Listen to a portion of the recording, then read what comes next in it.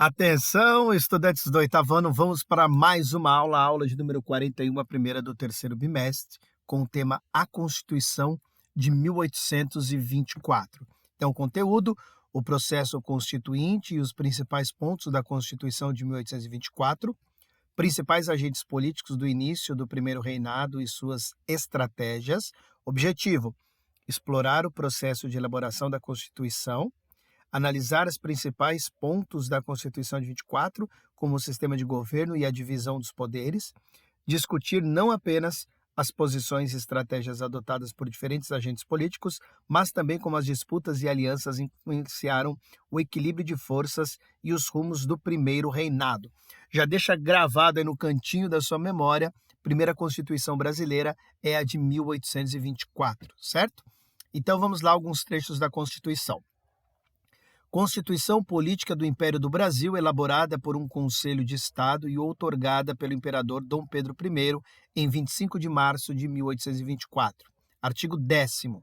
Os poderes políticos reconhecidos pela Constituição do Império do Brasil são 4.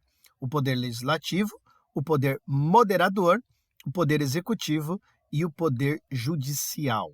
Artigo 98. O poder moderador é a chave de toda a organização política e é delegado privativamente ao imperador, como chefe supremo da nação e seu primeiro representante, para que incessantemente vale sobre a manutenção da independência, equilíbrio e harmonia dos mais poderes políticos. Artigo 99. A pessoa do imperador é inviolável e sagrada. Ele não está sujeito a responsabilidade alguma. Artigo 100. Os seus títulos são Imperador Constitucional e Defensor Perpétuo do Brasil e tem o tratamento de Majestade Imperial. Então aqui a gente vê que essa Constituição do Brasil, essa independência que olha lá para fora, principalmente para o que aconteceu na Revolução Francesa, e vem com a ideia de divisão de poderes, ela tem o poder moderador. O poder moderador, ele na verdade é o que destoa de todo o movimento mundial dessa nova política republicana, né? Então o Brasil ele fica com esse poder moderador, essa Constituição ela fica afastada dessa primeira ideia, né? Então, olha só que interessante, eu vou voltar aqui, só para a gente fazer uma alusão com algo que aconteceu nos tempos atuais. Aqui no finalzinho do artigo 98, fala, né, que o poder moderador ele é independente, né, ele vai lutar sobre a manutenção da independência, equilíbrio e harmonia dos mais poderes políticos, né, que é o que tentaram colocar recentemente aqui no Brasil com questão às Forças Armadas, né? Que ela seria esse poder moderador. E isso não existe dentro do sistema republicano, tá certo? Só para pontuar isto aqui. Então, o Conselho de Estado é um órgão criado por Dom Pedro I, depois da dissolução da Assembleia Constituinte, com o objetivo de elaborar a primeira Constituição do país. Então, tinha uma Assembleia Constituinte e eu acho que o nosso querido Dom Pedro I não estava muito satisfeito com ela e acabou dissolvendo ela e para que as suas ideias fossem colocadas em pauta, então ele teve que dissolver e criou esse Conselho de Estado. Outorgada, dar legalmente um benefício, um bem ou um direito a alguém, conceder, termo utilizado para descrever o ato de dar ou conceder algo a alguém, geralmente de forma oficial. Então, quando a gente escuta falar que uma lei foi outorgada, então quer dizer que ela está valendo, tá certo? Então precisa dessa outorga para que ela passe a valer, tá certo? Então vamos dar sequência aqui. A Constituição de 1824 e as disputas políticas do primeiro reinado. A Constituição de 24 foi preparada num momento turbulento, com disputas fora e dentro do Brasil em meio às guerras pela independência. Após o processo de independência do Brasil, em 22, fez-se necessário o estabelecimento de uma nova ordem política no Brasil. Foi nesse contexto que a Constituição de 24 foi elaborada. Até 24, muitas regiões do Brasil não haviam aceitado o poder da corte de Dom Pedro I no Rio de Janeiro. Dom Pedro I acabou dissolvendo a Assembleia Constituinte que preparava a Constituição. Mesmo assim, ele manteve vários dos pontos aprovados pelos deputados constituintes, né? Então, volta aqui o artigo 99, que fala da figura inviolável e sagrada do imperador. A elaboração da Constituição começou em 23 e foi um passo importante. Ela definiu o território do país, os poderes que controlariam a nação independente e quem seria considerado cidadão, entre muitos outros assuntos. Nem todo mundo que vivia aqui teve direito à cidadania. A maior parte dos direitos que passaram a ser garantidos eram restritos a grupos específicos, excluindo boa parte da população, como os escravizados, as mulheres e os trabalhadores pobres. Então, mais alguns artigos aqui. Sexto, são cidadãos brasileiros.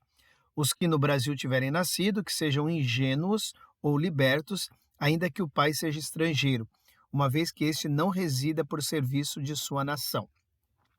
Artigo 94. Podem ser eleitores e votar na eleição dos deputados, senadores e membros do Conselho da Província todos os que podem votar na Assembleia Paroquial, excetuando-se 1.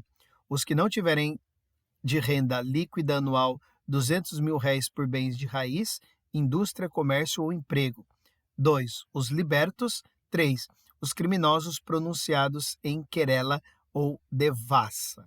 Olha aí, então, já separando aí a questão da cidadania. Nem todos são considerados cidadãos. Vamos lá para a Grécia e Roma Antiga, né? Diversas influências políticas e filosóficas do período permearam a concepção da Constituição. Dos artigos presentes na Constituição, foram importantes norteadores as ideias liberais que pautaram as colocações sobre a liberdade individual e a igualdade perante a lei, bem como foi pautada a importância da razão, da tolerância e da separação dos poderes. Mesmo tendo sido baseado nos princípios iluministas, como outras constituições do período, ainda assim, a Constituição de 24 foi uma das mais liberais, pois a renda mínima para ser cidadão era mais baixa do que em outros países, como a França. Artigo 10º. Os poderes políticos reconhecidos pela Constituição do Império do Brasil são 4: o legislativo, o moderador, o executivo e o judicial. A Constituição de 24 estabeleceu o sistema de governo do Império, que era uma monarquia constitucional, dividiu os poderes entre executivo, legislativo e judiciário, buscando garantir o equilíbrio entre eles. Havia também o poder moderador, atribuído ao imperador, que era considerado um quarto poder, podendo intervir quando houvesse conflito entre os demais poderes. Ou seja, é ele que manda, né? Aqui, então, um organograma com o poder moderador, imperador mais conselho de Estado, e aí destrinchando aí como que funcionava essa ordem dos poderes. Tem ali o Poder Judiciário, o Supremo Tribunal de Justiça, né? O Poder Executivo, que era o imperador mais os ministérios. Então, o imperador, além de ser o chefe do Poder Moderador, ele também era o chefe do Poder Executivo. E o Poder Legislativo, a Câmara dos Deputados e o Senado, tá certo? Alguns agentes políticos e as disputas do primeiro reinado. Agora vão aparecer alguns nomes aqui. Aqui em cima você tem a legenda dos retratos, né, de Dom Pedro I, José Bonifácio de Andrada e Silva e Cipriano José Barata. No início do primeiro reinado, alguns agentes políticos desempenharam papéis de destaque no cenário político brasileiro. Dom Pedro I, o imperador do Brasil, foi um desses personagens, buscando consolidar seu poder e garantir a estabilidade política do país. José Bonifácio foi uma outra figura importante nesse contexto, tendo ficado conhecido como o Patriarca da Independência. Ele desempenhou um papel fundamental na formação das bases políticas e administrativas do Brasil independente. Por pretender restaurar Dom Pedro I ao trono, ele foi acusado do crime político e preso em 1833, já quando Dom Pedro I tinha abdicado em 1831, né? Como sabemos. Então, em 33, ele chega a ser preso. Cipriano Barata, liderança política baiana, foi outro personagem desse contexto que defendia ideias mais radicais em relação aos outros dois. acreditando, por exemplo, na possibilidade de maior democratização da lógica política. Suas ideias o levaram a ser preso diversas vezes. Então, Cipriano Barata era um pouquinho mais radical, aí, como diz o texto. Esses agentes políticos adotaram diferentes estratégias para alcançar seus objetivos. Dom Pedro I procurou concentrar o poder em suas mãos, estabelecendo medidas centralizadoras, o que gerou conflitos com os grupos de poder regionais. Apesar de não concordar totalmente com os desmandos de Dom Pedro I, José Bonifácio ainda defendia a centralização do poder em torno da figura do imperador, acreditando na necessidade de um governo forte para garantir a estabilidade e o desenvolvimento do país. Enquanto isso, Cipriano Barata defendia maior participação popular na política e limitação do poder imperial. Então aí está o maior radicalismo do Cipriano Barata, querendo tirar a participação, maior do imperador e dar mais participação popular nas decisões políticas. Essas diferentes posições e estratégias levaram ao estabelecimento de disputas e alianças políticas durante o primeiro reinado. Conflitos entre Dom Pedro I e José Bonifácio, por exemplo, resultaram na demissão dele do cargo de ministro do reino. Além disso, as divergências entre os grupos políticos do período levaram à formação de alianças e confrontos, influenciando o equilíbrio de forças no país. Durante o primeiro reinado, ocorreram disputas políticas entre grupos que tinham diferentes ideias e interesses. Os grupos políticos daquele momento eram heterogêneos e não se enquadravam claramente nas categorias que conhecemos atualmente. Existiam correntes de pensamento e preocupações distintas. Havia grupos que apoiavam a centralização do poder nas mãos do imperador, defendendo um governo forte e centralizado. Ao mesmo tempo, existiam os que se preocupavam mais com a garantia das liberdades individuais e participação popular e descentralização do poder. Aí a diferença do José Bonifácio e do Cipriano Barata, certo? Ao mesmo tempo, existiam os que se preocupavam também, nesse contexto, as elites agrárias e comerciais desempenharam um papel de destaque na cena política, influenciando essas disputas. Essa influência era decorrente do poder econômico e da posse das terras, o que lhe conferia grandes interferências sobre as decisões políticas no período. Então, tem as ideologias políticas em cima e também os interesses econômicos que acabam escolhendo um ou outro lado, dependendo do que vai lhe beneficiar mais. Isso até hoje é assim. O poder econômico ele vai procurar estar mais próximo de quem vai trazer mais benefícios a ele. Por conta de influências da elite portuguesa, o Grão-Pará foi a última província a reconhecer o Império Brasileiro, quase um ano depois da declaração da independência. Esse processo não foi pacífico. Em 1823, ameaçaram bloquear o acesso portuário, isolando o Pará do resto do Brasil, caso a adesão à independência não fosse aceita. Em várias províncias, como foi o caso do Grão-Pará, a esquadra do almirante inglês Thomas Shorine teve papel importante na vitória do Império Brasileiro em relação aos aliados dos portugueses. Então, também fica registrado aí, o Grão-Pará foi o último estado a reconhecer a independência do Brasil perante a Portugal, tá certo? No ano de 1823. Em 1823, também se iniciou um movimento contra Dom Pedro I em Pernambuco, alcançando outras províncias vizinhas.